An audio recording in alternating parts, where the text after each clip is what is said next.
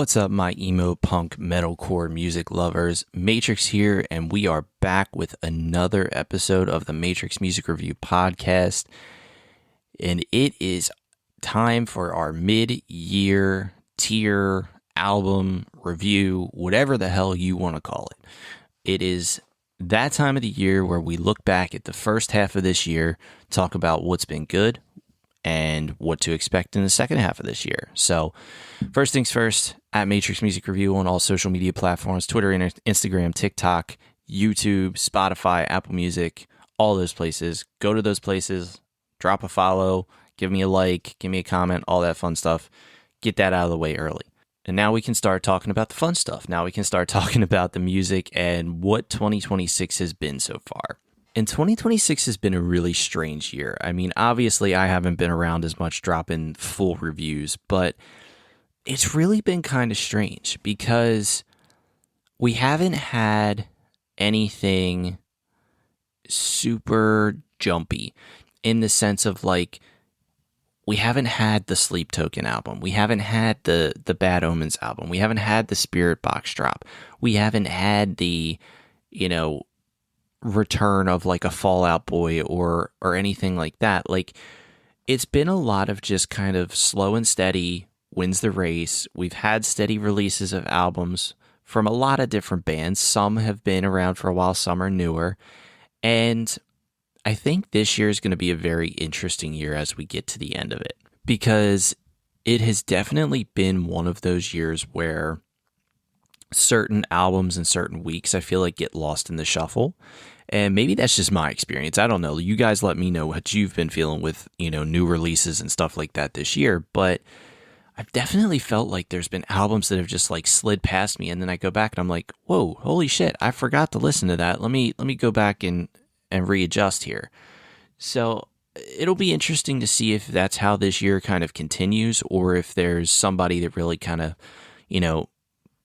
stamps their place as one of the best, if not the best album this year, because I am very much in the camp that album of the year is a wide open race this year. I don't think there is a clear winner so far. I think we have some good contenders, and I think we have a lot of interesting contenders this year as well. So let's jump right into this, and I'm going to just start with some of the albums that I've really been liking so far this year. And obviously I mentioned this in the Warped review that there's not going to be a lot of full album reviews, especially not with me being gone for so long. It would take too long. But if you want a little bit further on it, just shoot me a message. I'll give you an idea of what's been going on with this and with my thoughts on some of these albums. But I did release some full reviews, so we'll see. So the first album that I want to talk about is one that came out kind of recently, and that's the new album from Sleeping with Sirens, An Ending in Itself. I think Sleeping with Sirens is one of those bands that you never know what you're going to get, especially this far into their career, but I was very surprised and very happy with what this album has been. I've been really enjoying it, and I'm really looking forward to seeing how far this can shoot up my list, because there's just something about Kellen Quinn's vocals that just kind of bring you back. Like, there's no other way to describe it. Like, Kellen Quinn's voice has not really changed over the years, or at least it doesn't feel like it. And with a voice like that, that's so distinct and so unique, it's very strange that it hasn't had any of those changes. So I'm excited to see how my listening experience goes with that throughout the rest of the year. Another one that really stood out to me was Nightmare Trippin' by Don Broco. And Don Broco was kind of how I started off my year. I think that was the first live experience that I had this year. And, after not really being a huge Don Broco fan initially, the live experience definitely put me over the top, and this album kind of cemented that. Now, there's still some slow points on it. I feel like the second half of the album wasn't necessarily my favorite, but I still think that this album is one that is going to sneak up on people, and it's going to appear on a lot of people's end-of-year lists. One of the albums that I feel like has been forgotten so far this year is Empty Hands by Poppy. again, one of the first albums that kind of dropped this year. And when somebody like Poppy is dropping a new album, it's hard to ignore it. But I feel like, again, this year has just kind of been a large cluster of albums that people may or may not be paying attention to. And I think Poppy's has fallen into that category where it's just like, oh, Poppy dropped a new album this year? Oh shit, that's right, she did. Wow. And again, it was a great album. It's just, I think, again, something about this year, something about 26, man. I don't know what it is, but it's not having things come back to normal. I have personally really enjoyed the Gloom in the Corners album, Royal Discordance. I think that's an album very much that I can say with pretty good certainty that that's going to be kind of like my sleeper album on the year. You know, it's kind of like I've had with the past couple of years. I think about my experience with the Being as an Ocean album, or with my experience with the Virtue album from a couple years ago, where, you know, it's never going to necessarily make my top 5 per se, but it's always going to be one that I keep going back to, and I think it has a chance to break into, you know, top 10, top 8, because it's been that good of an experience with it. And the same thing kind of goes for Weight of the Truth by Footballhead. Another one where, you know, wouldn't have expected to like it as much as I have, but that album has just been one that I keep going back to if I need a little bit of a switch up in terms of, you know, I'm not necessarily feeling the metalcore scene, or I'm not really feeling the pop punk scene. That's more of like a kind of down the middle record that can kind of break that pattern.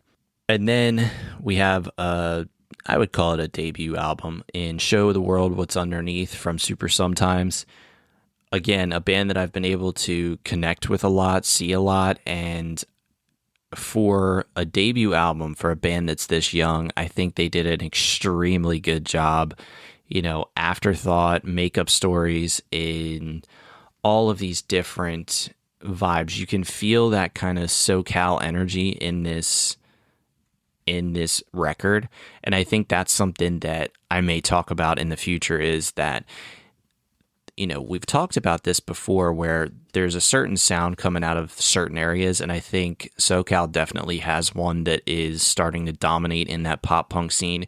It's very similar to the Australian scene. It's very much those same patterns, the same musical styles, the same guitar riffs, just with a little bit of a different tone to them, and I think that's what's making them so special. And then Sachi 6, Brutalist. I can't tell you how impressed and how proud of Sachi 6 I am personally, because this is a band that has just kind of exploded into something that I knew they could be, but I think it's really cool to see other people finally getting behind that wave. You know, last year, that album, or that EP, that Limerence EP, was amazing, and I talked about it a lot, and I got to see them at Warped Tour. They were on a small stage, and then this year at Warped Tour, I got to see them on the mid-size stage, and I think that's so cool to see that growth from one year to the next.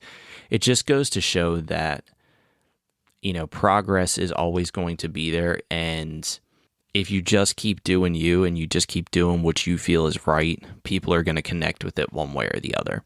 There's 3 albums right now that I've been listening to a lot that I feel like are just kind of outside what my top 5 are so far this year. And the first one is the new album from Koyo. I think that band is poised to explode. I think this entire album is called Barely Here. And I think when you listen to that record, you definitely get that theme all throughout. And the theme from this Koyo album is connection, whether it's connection with home, connection with being on the road, kind of their experience of being on the road. And there's something really personal about a record like this. You can feel the personal side of things, but you can also connect to it in a way like, obviously, 90% of us are not touring artists. So, hearing them talk about, being on the road or doing things, it may not connect in that way, but maybe, we're on the road for work, or we're not seeing people, or we're not going home as much as we used to. And, life gets in the way, but it doesn't mean that when you go back home, you don't feel that connection to that place, or you don't long for that place when you are in different places. So that's an album that continues to kind of rise up my charts, and I'm really, really looking forward to see how people react to that album, because this kind of seems like the moment for Koyo with this album to kind of burst into that next level of popularity and next level of stardom, where it's not just going to be, a handful of people that know who they are. It's going to be everybody knows who they are. Another newer album that just dropped not that long ago is Undead Melody by Dark Divine. And Dark Divine's a band that I've always been intrigued by. And I think this year, when they started out dropping a single in Permanent for this album, I knew something special was on the way. And this album definitely has lived up to my personal hype of it.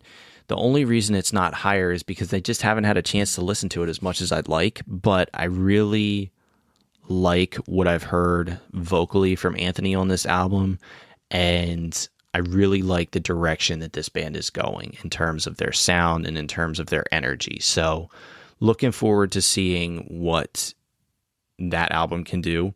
And then another little bit of a sleeper album is Severed Heart City from Greywind. Greywind is just the perfect example of emo music that always comes with a great tone to it. I can't tell you what has happened to me since that album has come out, but Waterfall just kind of keeps showing up in places. It keeps showing up on Instagram Reels. It keeps showing up on playlists for me. And I know that song is kind of just taking on a life of its own for me. And I'm very excited to see if I can catch them live this year, because I think, Steph's voice really lends itself to that emo, Avril Lavigne-ish sound, but the emotion behind it, you can definitely tell it's a little bit fresher. It's not the same old thing that we've always been hearing. And I think that's what makes this really cool and what makes this album a lot of fun to listen to. So now I'm going to talk about my top 5 albums so far. And again, these are in no particular order just yet, but these are the 5 albums that I've listened to the most so far this year, I'd say, and what I can imagine would be top of the line for me come December. The first one is Injury Episode by Static Dress. Static Dress is a band that I've been super hyped about for a long time, and I was waiting for their next big album release, and Injury Episode has not disappointed. I am loving all of my time that I've spent with this album so far, and this is an album that I am consistently sending to friends and people that are in the scene and saying, look, if you haven't listened to this yet, you have got to listen to this. I think you're really going to enjoy it. It's got such a different feel to it than anything else in the scene right now, and I think that's what's really cool about this. The second album is Silence Outlives the Earth by ERRA. I think this is one that everybody can agree has kind of stood out above the rest of the metalcore, hardcore scene so far this year. It's definitely been one that put ERRA kind of at the forefront of that scene, especially touring it right as it came out. I am interested to see if it can continue this steam all the way through the end of this year, knowing that we'll probably get some more metalcore releases. But as far as metalcore goes right now, this is the best album of the year so far. No doubt in my mind. Then we have Decades by Motionless and White. And this is one for me that's probably a little bit more personal than I normally would go. I have been a huge Motionless and White fan for my entire life. It's one of the bands that really got me into and back into this scene. And so to hear Decades was something I've been waiting for a really long time. Afraid of the Dark really put me in a good spot, and then the rest of the singles kind of just cemented that this was going to be a good experience. Now, That being said, there are definitely some parts on there where I am not a huge fan. I feel like they get a little electronic for me, which is, again, that's a choice that they're making. I'm not saying it's right, wrong, but it's a choice nonetheless. And I still gotta get used to hearing some of those tracks. But overall, I've loved my experience with Decades so far. Lølø's God Forbid a Girl Spits Out Her Feelings is the emo equivalent of, I would say, Taylor Swift's Folklore album, in the sense of there are a lot of songs on there that are going to connect with people in a lot of different ways, and it just sounds perfect. It is one of the few albums this year that I can say I would give a 10 out of 10 to, and whether it's The Devil Wears Converse or The Punisher or Me With No Shirt On or any number of tracks that have been off of this album early, or whether it's a non-single track in Hung Up On You, which is maybe my favorite song on the entire album and one of my favorites of the year, it just has this sonic feel to it that just puts you either in the summertime mood or just in a relaxed mood. And I can't say enough good things about this album and about this record. I think everything that's come from it so far is great.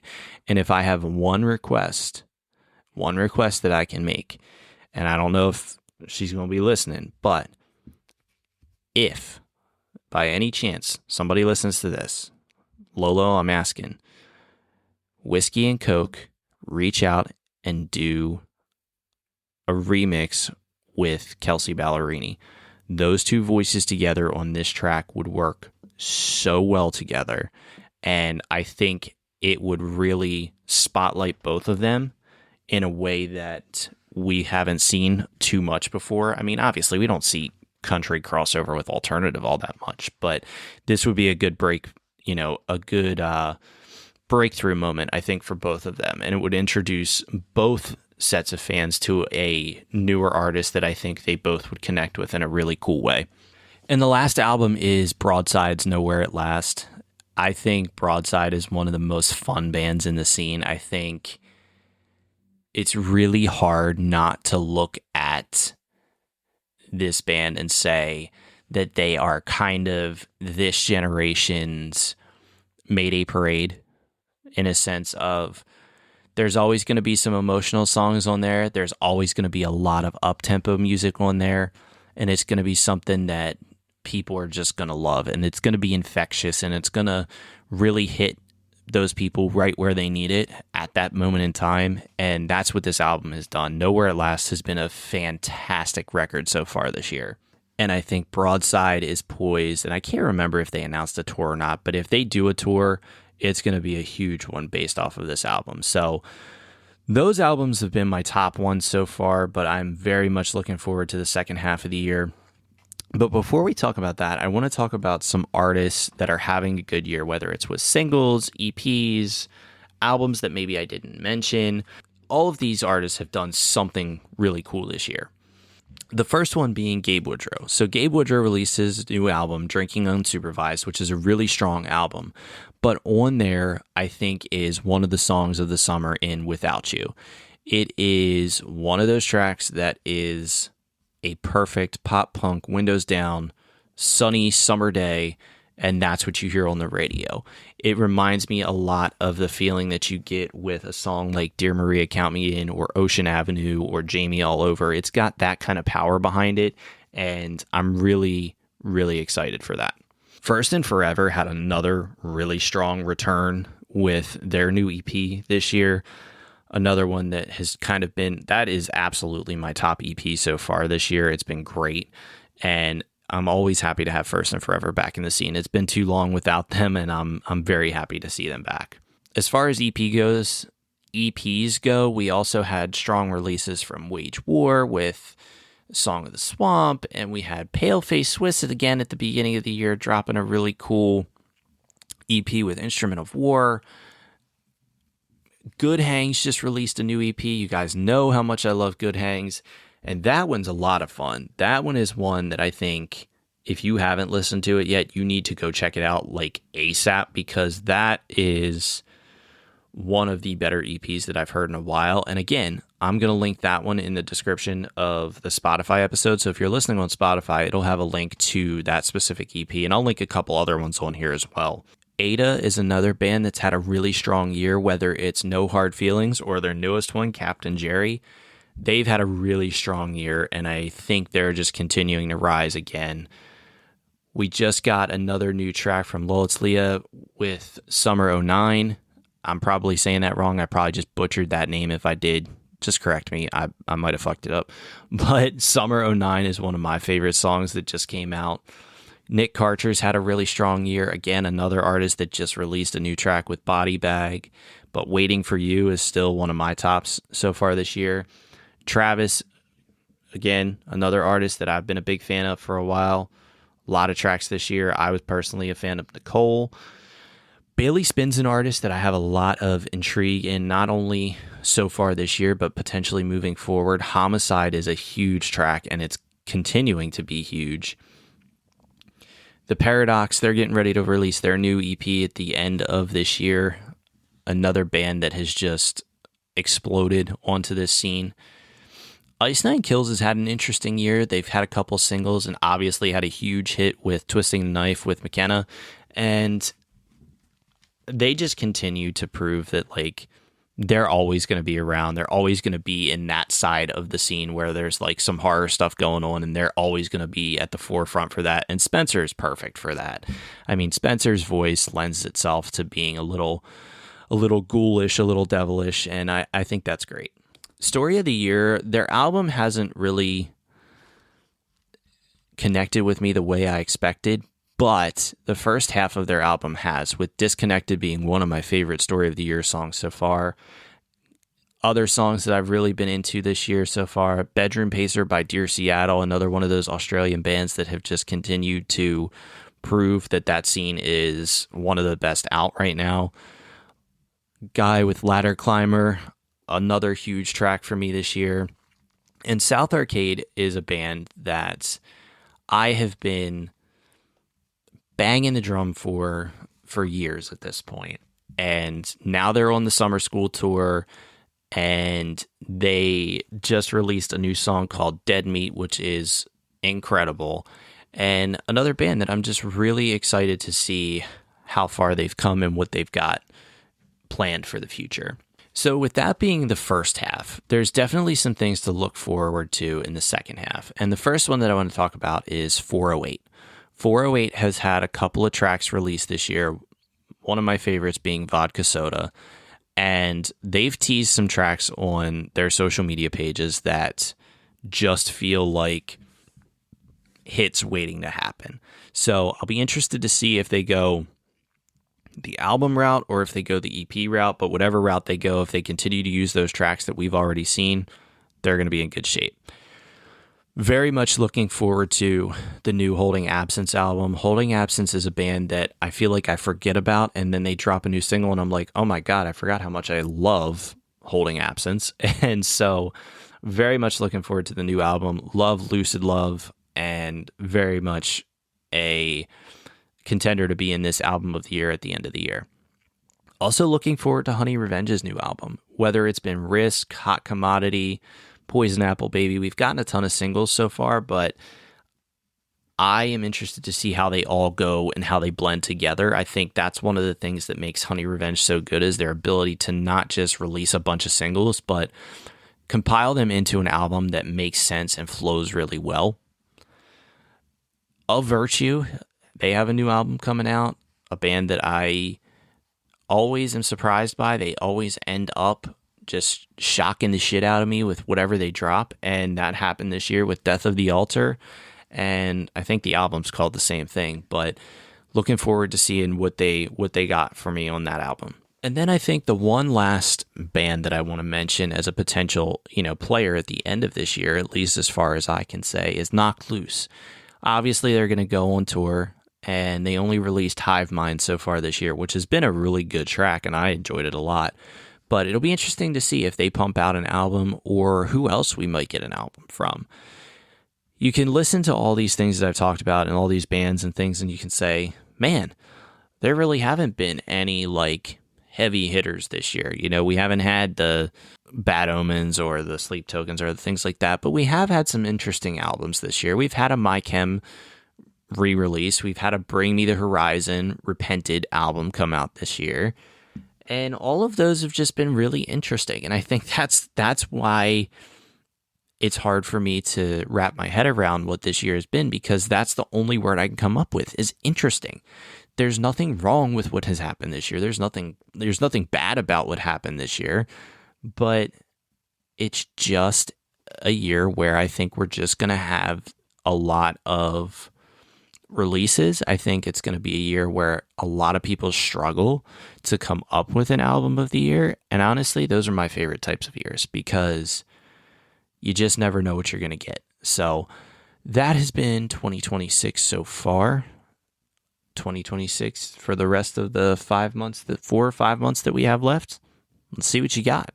That wraps it up for Matrix Music Review Podcast. I hope you enjoyed. Let me know what your album of the year has been so far, your song of the year so far, artist of the year so far. Send me a comment, shoot me a message. Let me know who you've been really feeling so far this year.